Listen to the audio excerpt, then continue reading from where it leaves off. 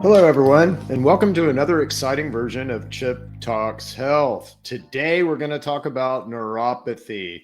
So, if you have tingling, numbness, can't feel your feet, can't feel your hands, weird random pains through your legs and hands and arms, then this show is going to be for you. So, we're going to talk about what neuropathy is, what you can do about it, some natural things you can do, and some TrueMedX potential solutions that we have reports that work pretty darn well for neuropathy.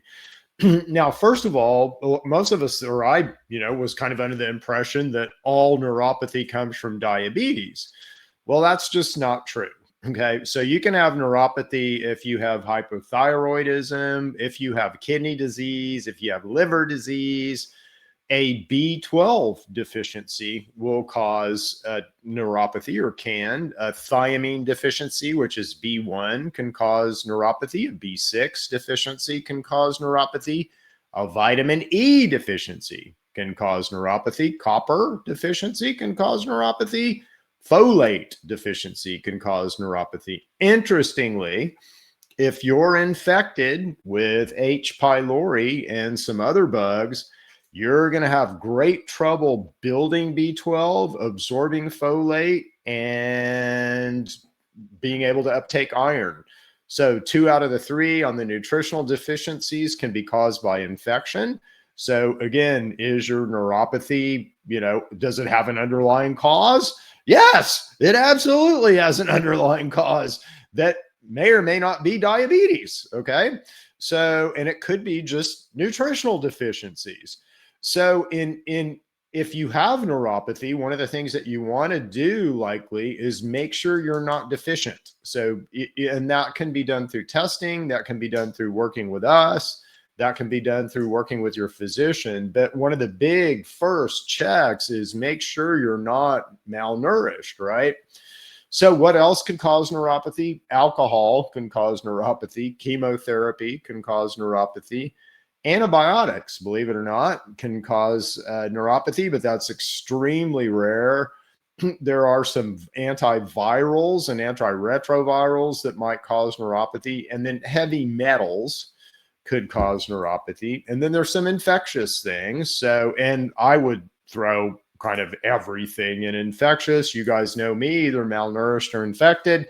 But here's some, let's say, pharma explanations of infectious type neuropathy. So HIV can cause it, hepatitis C can cause it, leprosy can cause it, diphtheria can cause it, Varicella zoster, which is shingles, can cause it, cytomegalovirus, Epstein-Barr virus, and COVID can cause it. There's some autoimmune things that can definitely cause neuropathy. There's some hereditary things that can cause it. There's some mechanical things. And about 30% of it is unknown. Okay. But for the most part, the biggest, let's say, statistical, hump of people who have neuropathy, it's going to be diabetic. It's going to be related to diabetes. So what if diabetic neuropathy or neuropathy isn't just damaged nerves? What if it's, as we just discussed, deficiencies or infections? What if it's just cells that are confused or starved and they're raising their hands saying, help, I need to be reconnected to the collective. Help, I don't understand if I'm supposed to fire or not. And honestly, if you look at the pathology of the disease, it's not like you're making bad nerve cells. Oh, I have neuropathy. Now I'm making bad nerve cells. Or, oh, I have neuropathy. God has just cursed me with this. It doesn't work that way. You build perfect nerve cells. Every nerve cell that you're building right now is a perfect nerve cell. It's not a neuropathic nerve cell. It's not a seizure related nerve cell. It's a perfect nerve cell. So there's a lot of things that can happen to a nerve cell. And that's what we're going to talk about. I mean, what is it? What is neuropathy? What is diabetic neuropathy? So we'll talk about both of those things. But neuropathy basically is a need. It's a not enough juice situation. Okay. So you're needing to propagate an event, and the way that events get propagated, let's say I need to move my big toe. Well, I'm going to think about moving my big toe. That thought is going to be translated into actual nerve action, and I'm going to have to pass that event from nerves starting up here where I had my thought through my spine all the way down to my toe and initiate that muscular movement. Okay. But basically, thought to nerves to muscular movement. All right. So that's kind of the way that you should work. Well, you have to have energy in all of those situations. If one of those nerves along that pathway doesn't have adequate energy, you might have a little bit of a pipe around, but if several don't, then you're not going to propagate that event. Okay. You're going to try to move your toe and can't, or you're not going to be able to feel your feet. Okay. So it's an ATP deficit that really causes neuropathy. So you don't have enough energy to do what you need to do. It's kind of analogous to, let's say, a dimming power grid trying to feed a city at rush hour, right? So you've got all this need for energy, and you've got kind of a dimming source of energy. So that's what sets everything up. Well, again, why aren't those nerve cells producing enough ATP? You know, what's causing that whole situation? So what happens with a nerve propagation event is that, again, in order for all these nerves, let's say, to pass that thought of I need to move my big toe all the way down to the muscular system of my big toe, I've got to pass that potential or nerve action or electricity or however you want to think about it through a bunch of different nerves. Well, in order to do that, my nerves have to be, let's say, participating in the collective. They have to be wanting to be signaled, okay? And so how does that happen? How does that happen in our body? If I'm a cell and I'm saying, okay, I'm ready to be signaled, I'm ready to play in the collective, I have all my needs met, I'm not feeling threatened by anything, so I want to help. I want to be a part of the collective. A cell will basically express a CB1 neuroreceptor. So when a nerve cell is ready to be a part of the collective, he's ready to propagate events, he's going to express CB1 neuroreceptors. Now, the CB1 neuroreceptor is going to be what moderates him away from hyperexcitability, which would be a seizure. It's going to be what protects the mitochondria. And it's going to be what helps with plasticity, on and off, okay? What happens in neuropathy or seizures? Well, the CB1 expression can skew too high. And again, why would it be too high? It's noisy out there. I can't hear you guys. I've got to express more receptors. And over suppression of signaling, again, that's going to be when you've got too many neuroreceptors out there, or I can't hear. And that's going to be a situation where, again, we're going to have some neuropathy. I'm trying to get a signal. I'm trying to understand a signal, and I can't get there. Or again, if I'm not expressing enough CB1 neuroreceptors, then I'm going to be hyperexcitable. I'm going to be, unable to be controlled. And by default, I'm going to be to excitability. But either way, that's dysregulation. And even if you're suffering from seizures is just the other side of this coin. So kind of too much noise and static, let's say, is the same thing as other threats to the system. So if I'm a nerve cell, I'm going to respond to that in either two ways. I'm going to try to listen more. I'm going to try to put out more CB1 neuroreceptors and listen more, or I'm going to pull them all in and quit and say, it's too threatening out there. I don't even want to listen. I need to take care of myself. So both of those two things happen. And, one causes seizures and one causes really neuropathy. So why does it skew? Why would our endocannabinoid system skew in certain places? It's our master regulatory system. It should kind of work the same every time. So if you're trying to work a nerve, again, that should be a consistent thing. But the endocannabinoid system also is regulating the immune response. And if you're infected with something, or, it's also managing, let's say, our feeding and craving status, our nutrient status, or if we're malnourished, then the endocannabinoid system is going to respond in certain ways. And if you're infected, let's say you're infected with something like SIBO, small intestinal bacterial overgrowth. We see this in a lot of people. If you have, let's say, bloating and gas after you eat dairy or fermented foods or certain carbohydrates, then you have SIBO. And SIBO will throw off something called LPS, lipopolysaccharide, that gets in our blood systems, and it's like static. And your immune system will respond to that with a mediator called 2AG, okay? 2AG is a very powerful binder at the CB1 neuroreceptor, how I'm raising my hand. And so if he binds at the CB1 neuroreceptor, I'm going to have some issues with insulin. And if he continues to bind, he will take out, literally begin to slowly wreck my insulin sensitivity. And eventually he'll take out my insulin receptor. And this is exactly what happens in type 2 diabetes.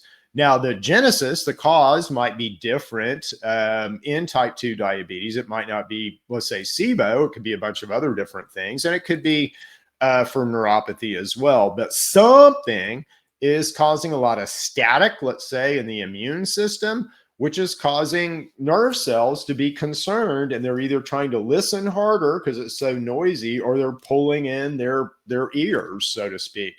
Either one is going to represent and result in some nerve issues, okay? Either you're going to seize or you're not going to be able to propagate an event.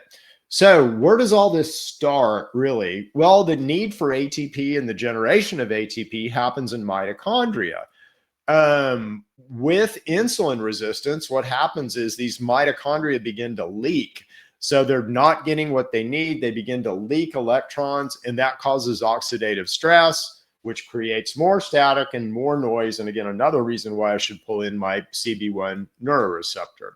So if we can raise this flux, basically the NAD plus FAD flux, then that's going to really give mitochondria more energy, and that's going to result in lower oxidative stress. And so those cells will begin to have less static and begin to listen and hear those signals again. So now I've got my ears up, I can hear things again. Now I can propagate an event. What do we have that helps this? Does TrueMedX have any products that helps this? Yes, absolutely we do. We built and again, the attempt here was to build something that was very powerful at mitochondria to really help mitochondria kind of give them support and give them what they need to be able to function very strongly. So things like CoQ10, PQQ, alpha lipoic acid, cysteine, NAC, riboflavin, niacin. So we are supporting all these pathways in the mitochondria with our mitochondrial product. It's a very powerful product, and it's a product that is designed basically to help your mitochondria perform better.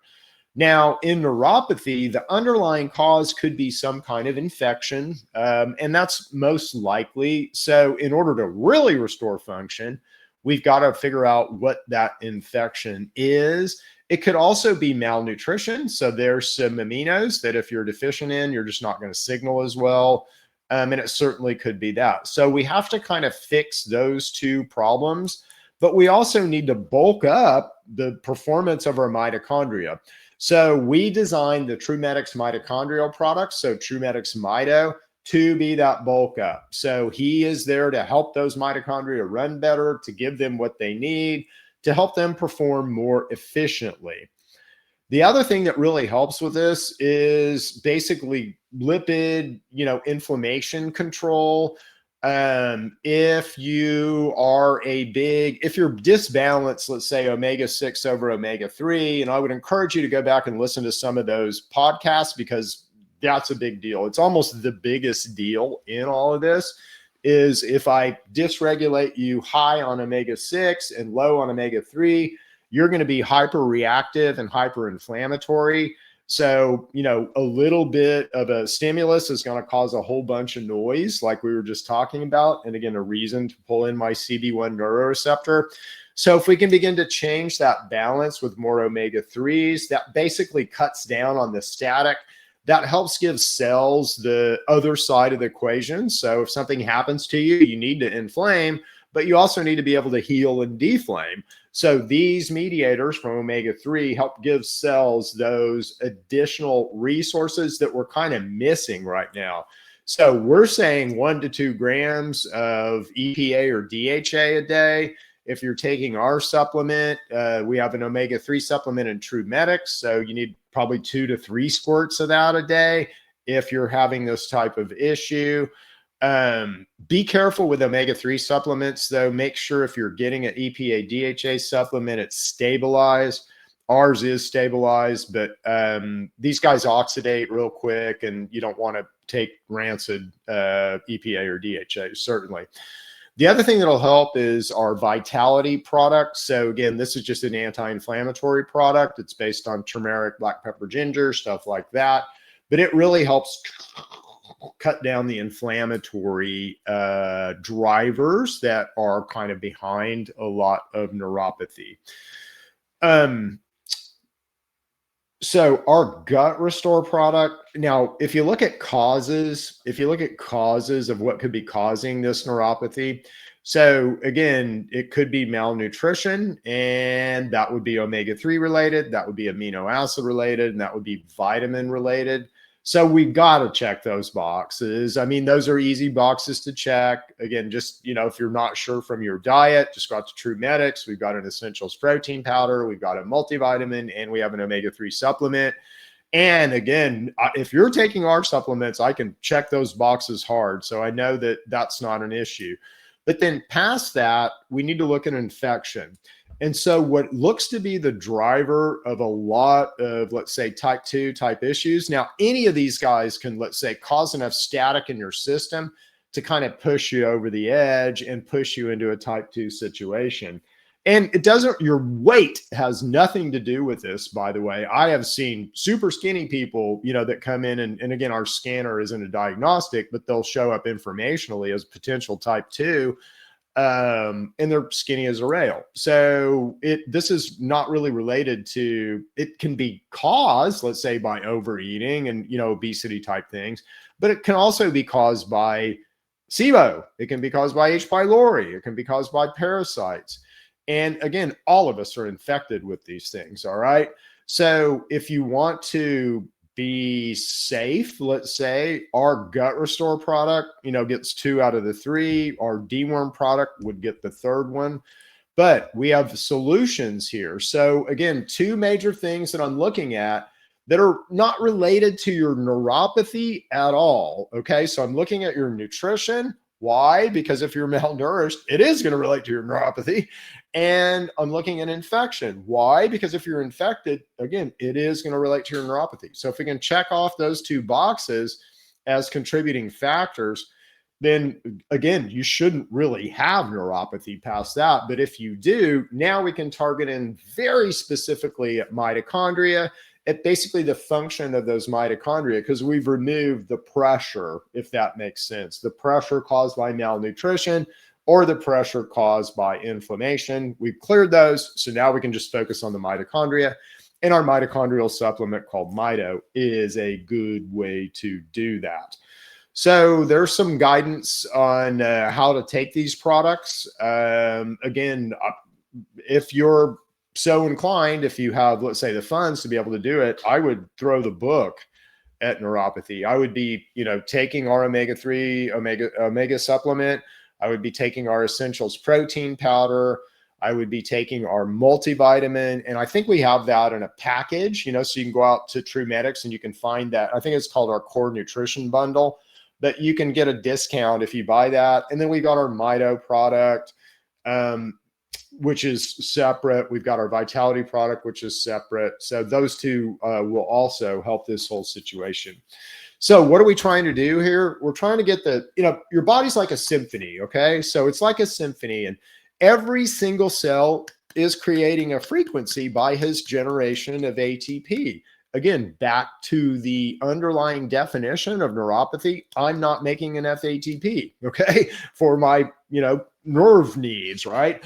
So making ATP is super important. So what we want to see is the frequency of ATP production go up in those nerves. Can we measure that? Kind of. We can kind of measure that with our, bioresonance in an informational way. But all that to just prove a point. So again, your nerve cells are making a frequency. All your other nerve cells are making a similar frequency. They are combining with, your heart and heart cells that are making their own frequency, your liver and its cells that are making its own, your kidney and its cells that are making its own, and everything in your body is making its own music. And all of that goes together to create this beautiful, coordinated symphony, okay? And the endocannabinoid system is just like the conductor of that orchestra. But if something gets off, again, he's going to kind of get back on the beat, get back on the beat, get back on the beat, get back on the beat. But in cases of severe infection or malnutrition, sometimes things can get away from him and he can't cue them back. Why? Because they're not listening, okay? They don't have a CB1 neuroreceptor expressed, so he can't talk to him anymore. So what we're trying to do is basically calm down the static, get the orchestra playing together again. And when the orchestra is all playing together, you can't have neuropathy. You cannot have it. So neuropathy isn't something that happens because you're getting older. It isn't an inevitable decline. God is a perfect engineer. You're not making nerve cells that are subject to, no action or seizures. You're making perfect nerve cells that are as good as they were when you were 20 years old. The problem is something else, okay?